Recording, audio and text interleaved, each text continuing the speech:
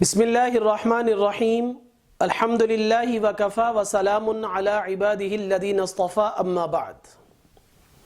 محترم سامعین و ناظرین، اللہ تبارک و تعالی نے مجھے اور آپ کو مختلف قسم کی عبادات کا حکم دیا ہے، جس میں نماز، روزہ، حج، زکوٰۃ، جہاد اور دیگر عبادات اس میں شامل ہیں۔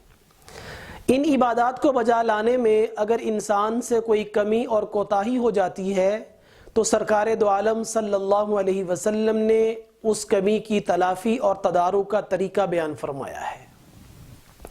جس طرح نماز ہم پڑھتے ہیں، نماز میں اگر کوئی کمی یا زیادتی ہو جائے تو اس کی تدارک اور تلافی کا طریقہ سجدہ سہو سے ہو جاتا ہے۔ اسی طرح روزہ ایک بہت اہم عبادت ہے۔ اس کا دورانیہ عام عبادات کی نسبت طویل ہے۔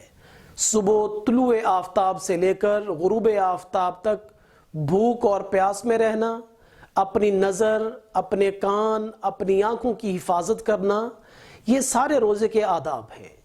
لیکن انسان ہے، اس سے کمی کوتاہی تو ہو ہی جاتی ہے، تو اس کمی اور کوتاہی کو دور کرنے کے لیے سرکار دو عالم صلی اللہ علیہ وسلم نے صدقۃ الفطر کی تعلیم مجھے اور آپ کو دی ہے۔ آج کی اس ویڈیو میں صدقہ فطر سے متعلق چند ضروری باتیں آپ حضرات کی خدمت میں عرض کرنی ہیں، اور ہم امید کرتے ہیں کہ آپ یہ مستند معلومات جو صدقہ فطر سے متعلق ہیں دوسروں تک پہنچانے میں ہمارا ساتھ دیں گے۔ سب سے پہلی چیز یہ کہ صدقہ فطر واجب کس پر ہوتا ہے؟ تو جو آدمی زکوٰۃ دینے کا اہل ہو اور وہ زکوٰۃ دیتا ہو تو اس پر صدقہ فطر واجب ہے۔ اس کے ساتھ ساتھ جس آدمی کے پاس عید کے دنوں میں، رمضان کے آخری دنوں میں اس کے پاس 52.5 تولہ چاندی کی بقدر مالیت یا 7.5 تولہ سونا اس کے پاس موجود ہو، اگرچہ اس پر سال نہ بھی گزرا ہو تو اس پر بھی صدقہ فطر واجب ہے۔ دوسری بات کہ صدقہ فطر کس کی طرف سے دیا جائے گا؟ تو خاوند پر اپنی نابالغ اولاد کا، جو مالدار خاوند ہے اس پر اپنی نابالغ اولاد کا صدقہ فطر دینا بھی واجب ہے۔ بیوی اگر صاحب نصاب ہے تو اس کا اپنی طرف سے دینا واجب ہے۔ اگر اولاد میں بیٹے بیٹیاں بالغ ہیں اور وہ مالدار ہیں تو ان کو اپنا دینا واجب ہے، لیکن اگر بیوی اور بالغ اولاد خود ادا نہیں بھی کرتی، والد یا خاوند ادا کر دے تو بھی ادا ہو جائے گا۔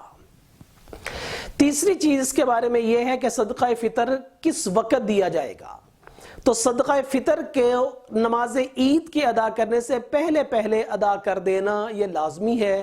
حدیث طیبہ میں سنن ابی داود کی روایت ہے، آپ علیہ السلام نے فرمایا کہ جو عید کی نماز سے پہلے صدقہ فطر ادا کر دے تو یہ اللہ کے ہاں ایک مقبول اور قبولیت والا صدقہ ہے، اور جو عید کے بعد نماز عید ادا کرنے کے بعد ادا کرے گا تو یہ ایک عام صدقہ ہے جو کیا جاتا ہے۔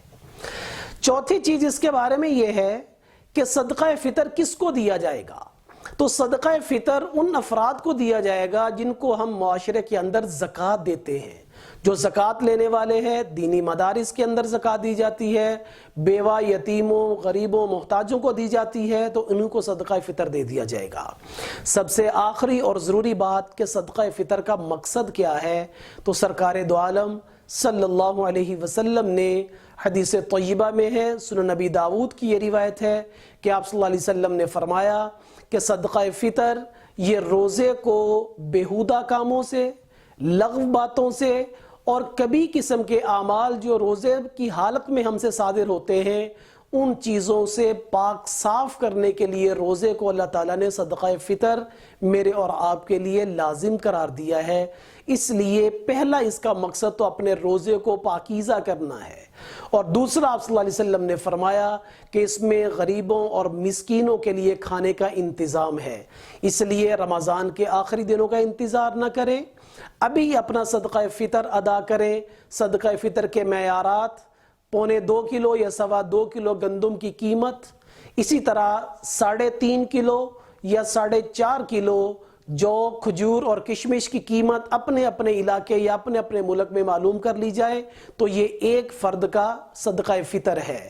اور سرکار دو عالم صلی اللہ علیہ وسلم نے فرمایا، مستدرک حاکم کی یہ روایت ہے کہ جو آدمی اپنے بھائی کو پیٹ بھر کر کھانا کھلائے اور پیٹ بھر کر پانی پلائے، اللہ تبارک و تعالیٰ اس کو جہنم سے 7 خندقیں دور کر دیتے ہیں، اور 2 خندقوں کے درمیان کا فاصلہ 500 سال کی مسافت ہے۔